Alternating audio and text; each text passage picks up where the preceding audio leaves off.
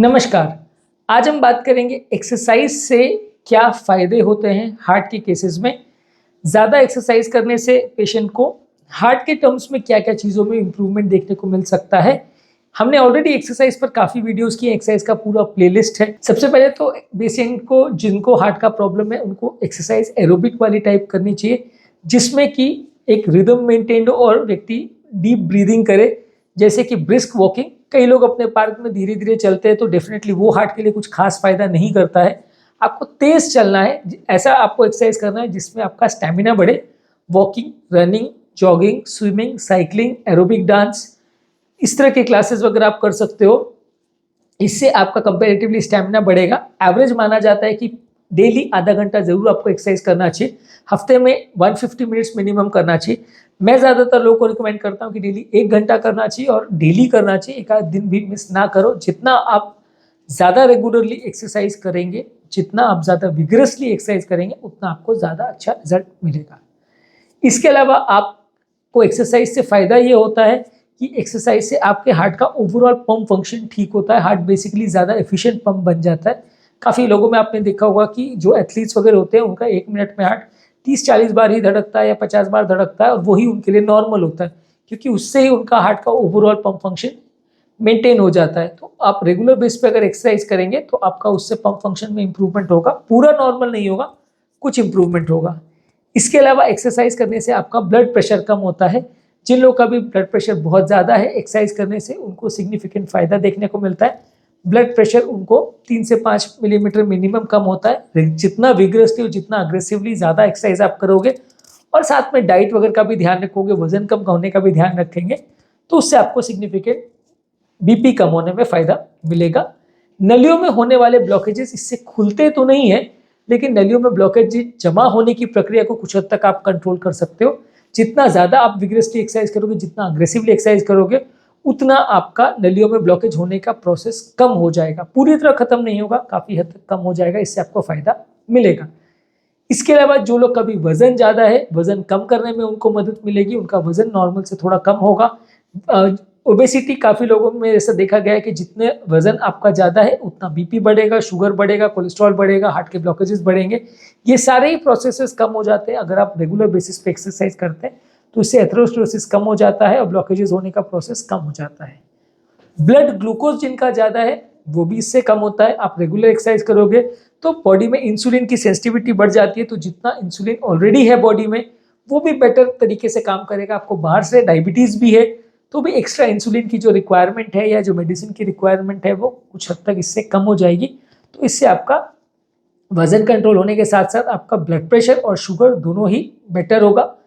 Cholesterol को कम करने में भी मदद करता है। यदि आपका कोलेस्ट्रॉल लेवल ज़्यादा है तो रेगुलर बेस पे आप एक्सरसाइज करते हैं तो ब्लड कोलेस्ट्रॉल लेवल्स या बैड कोलेस्ट्रॉल लेवल्स भी लगभग 10 to 15% रिडक्शन हो सकता है। पूरी तरह से नॉर्मल नहीं होगा। कुछ लोग ऐसा सोचते हैं कि हम रेगुलर एक्सरसाइज करते हैं तो हमारा कोलेस्ट्रॉल पूरा नॉर्मल हो जाएगा। ऐसा नहीं है, पूरी तरह से नॉर्मल नहीं होगा। 10 to 15% तक का आपको फ़ायदा देखने को मिल सकता है। इसके अलावा आपका बॉडी में जो इन्फ्लेमेशन है यानी सूजन है, जो कि काफ़ी केसेस में ऐसा देखा गया है कि ये इन्फ्लेमेशन की वजह से हार्ट अटैक्स और ब्लॉकेजेस होने का चांस, सब चीज़ों के बिगड़ने का चांस, प्लाक रप्चर होने का चांस बढ़ जाता है। तो अगर आप रेगुलर एक्सरसाइज करोगे तो इससे बॉडी का इन्फ्लेमेशन भी कम होता है। बॉडी का ऑक्सीडेटिव स्ट्रेस भी इससे कम होता है। बॉडी में जो ये फ्री रेडिकल्स होते हैं वो बॉडी को अलग अलग तरह से डैमेज करते हैं। ये फ्री रेडिकल्स अगर आप रेगुलर बेस पे एक्सरसाइज करते हैं तो उससे आपका बॉडी के अंदर ये कम हो जाते हैं और ये हार्ट को और अलग अलग जो ब्लॉकेजेस से रिलेटेड चीज़ें हैं उनको ये अफेक्ट करते हैं, जिससे हार्ट अटैक और प्रॉब्लम्स होने का चांस बढ़ जाता है। तो यदि आप रेगुलर बेस पे एक्सरसाइज करते हैं तो बॉडी में ऑक्सीडेटिव स्ट्रेस और इन्फ्लेमेशन कम हो जाता है। मेंटल स्ट्रेस भी इससे कम होता है। अगर आप रेगुलर एक्सरसाइज करते हैं तो ओवरऑल आपकी फिटनेस, थॉट प्रोसेस, आपकी दिमागी हालत भी इससे इंप्रूव होती है। इससे आपका दिमाग की कार्यक्षमता भी बढ़ती है और बॉडी में होने वाला स्ट्रेस, जो मेंटल स्ट्रेस है, वो भी कम होता है। तो रेगुलर एक्सरसाइज करने वालों को स्ट्रेस रिलेटेड प्रॉब्लम्स या साइकोलॉजिकल प्रॉब्लम्स होने का चांस भी कम होता है। ओवरऑल हार्ट की हालत इंप्रूव होती है। ओवरऑल हार्ट की कार्डियोवैस्कुलर कंडीशन, चाहे वो वाल्व की कंडीशन है, नलियों की कंडीशन है, ब्लॉकेजेस की कंडीशन है, इन्फ्लेमेशन की कंडीशन है, वो सारी चीज़ें इससे इंप्रूव होती है। इसके अलावा छोटे छोटे माइक्रो कोलैटरल्स भी खुलते हैं। रेगुलर बेस पे जो लोग एक्सरसाइज करते हैं उनके नलियों में अगर ब्लॉकेजेस हैं तो हार्ट को एक तरह से खून की सप्लाई अगर हार्ट में कम होती है तो हार्ट कुछ साइटोकाइंस बनाता है, कुछ हार्मोन्स बनाता है, जिससे कि सेल्स में छोटे छोटे कोलैटरल्स बनते हैं और हार्ट का कोलैटरल सप्लाई यानी एक दूसरे वेसल्स के बीच में जो क्रॉस सप्लाई होती है वो थोड़ा सा बढ़ता है। इससे जब कभी अगर व्यक्ति को हार्ट अटैक आता है तो थोड़ा सा हार्ट रिलेटेड डैमेज होने का चांस कम हो जाता है, और कोलैटरल जितने अच्छे होंगे उतना आपको वो फ्यूचर के हार्ट अटैक या हार्ट के डैमेज से थोड़ा हद तक बचाएंगे। पूरी तरह से सेफ नहीं करेंगे, लेकिन हाँ कुछ फायदा आपको मिलेगा। जो एरोबिक एक्सरसाइज हमने बताई, उसके अलावा स्ट्रेंथ ट्रेनिंग भी करना चाहिए, यानी मसल्स को बिल्डअप करने के लिए भी आपको एक्सरसाइज करना चाहिए। पहले जमाने का लोग का ऐसा कॉन्सेप्ट था कि सिर्फ एरोबिक एक्सरसाइज करना है, यानी कार्डियक एक्सरसाइज मतलब एरोबिक एक्सरसाइज ही है, लेकिन वैसा नहीं है। अगर आप स्ट्रेंथ ट्रेनिंग या मसल बिल्डिंग भी करेंगे तो वो भी बॉडी का मेटाबॉलिज्म को इम्प्रूव करता है, बॉडी की ऑक्सीजन और कार्बन डाइऑक्साइड की सर्कुलेशन को और ग्लूकोज मेटाबॉलिज्म को भी एक तरह से इम्प्रूव करता है, हार्ट की ओवरऑल कंडीशन को भी इम्प्रूव करता है, हार्ट के फंक्शनिंग को इम्प्रूव करता है। तो थोड़ा बहुत अगर टाइम आप मसल बिल्डिंग के लिए भी करेंगे या मसल की ट्रेनिंग के लिए भी करेंगे तो वो भी फायदेमंद होता है। 70 to 80% टाइम आप एरोबिक एक्सरसाइज करिए, 20-30% टाइम मसल बिल्डिंग पर फोकस करें। इसके अलावा एक इंटरवल ट्रेनिंग का कॉन्सेप्ट है, जिसमें आप कुछ कुछ इंटरवल्स में अग्रेसिव एक्सरसाइज करते हैं और कुछ इंटरवल्स में लो इंटेंसिटी रिकवरी फेज करते हैं। तो इसमें सडन विग्रस ज़्यादा एक्सरसाइज करने से हार्ट की या बॉडी की स्टैमिना बढ़ती है, कैपेसिटी बढ़ती है, और फिर बीच बीच में आप लो इंटेंसिटी एक्सरसाइज करते हैं तो उससे ओवरऑल मसल्स की ताकत भी बढ़ती है और लॉन्ग टर्म इंड्योरेंस कैपेसिटी भी हार्ट की बढ़ती है। इसको इंटरवल ट्रेनिंग बोलते हैं, यानी कभी बहुत ज़्यादा अग्रेसिव, कभी बहुत लो अग्रेशन के साथ आप एक्सरसाइज करते हो। तो इस तरह के अगर एक्सरसाइज शेड्यूल आप फॉलो करते हैं तो उससे भी थोड़ा फायदा मिलता है। इसके अलावा एक्सरसाइज जो लोग करते हैं उनका लाइफस्टाइल भी ओवरऑल काफ़ी इंप्रूव होता है। आपने काफ़ी लोग को देखा होगा जो लोग एक्सरसाइज करते हैं उनका डाइट पे भी फोकस अच्छा रहता है, उनका मेंटल हेल्थ पे भी फोकस अच्छा रहता है, उनका अपनी हैबिट्स पर भी फोकस अच्छा रहता है, व्यसनों के कंट्रोल में भी थोड़ा फायदा होता है।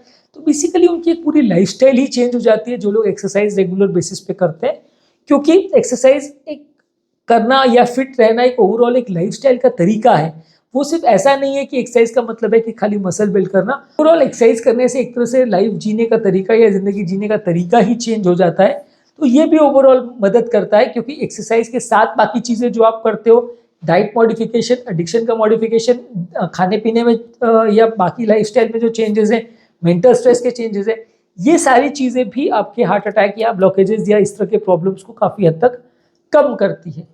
एक्सरसाइज के लिए ज़रूरी है कि आप अपने एक्सरसाइज के एफर्ट्स में कंसिस्टेंट रहें। कभी कर रहे हैं कभी नहीं कर रहे वैसा कार्यक्रम मत करिए। कई लोग कैसा होता है कि महीने में, साल में एक बार एक्सरसाइज करते हैं, बाकी पूरे साल कुछ नहीं करते। अगर आप कंसिस्टेंटली एक्सरसाइज नहीं करेंगे तो आपको कुछ ज़्यादा अच्छे रिजल्ट्स मिलेंगे नहीं। तो आपको रेगुलर बेसिस पे कंसिस्टेंटली डेली एक्सरसाइज करनी है और प्रोग्रेस करना है। कई लोग का क्या है, पहले 40 मिनट दौड़े, फिर 25 मिनट, फिर 30 मिनट, फिर 15 मिनट, फिर 5 मिनट। तो आप उसको कम ज़्यादा करोगे और अपने हिसाब से कम करते चले जाओगे तो फिर आपको फ़ायदा नहीं होगा। बढ़ाना है आपको चीज़ों को, यानी कि अगर आप आधा घंटा आज चल पा रहे हो तो उसको कल 35 मिनट्स, फिर 40 मिनट्स, फिर 50 मिनट्स, या अगर टाइम आप उतना ही देना चाह रहे हो तो 30 मिनट्स में ही, पहले आप 4 किलोमीटर चलते थे, अभी 5 किलोमीटर चल रहे हो, फिर 6 किलोमीटर चल रहे हो, तो उतने ही टाइम में अपनी स्टेमिना को और अपनी एफर्ट टॉलरेंस और अपनी कैपेसिटी को आप अगर आप बढ़ाते जाओगे तो आपको लॉन्ग टर्म रिजल्ट्स बेटर मिलेंगे और आपका लॉन्ग टर्म परफॉर्मेंस भी बेटर होगा। कोलैटरल्स और हार्ट का फंक्शनिंग में भी आपको ज़्यादा फायदा मिलेगा।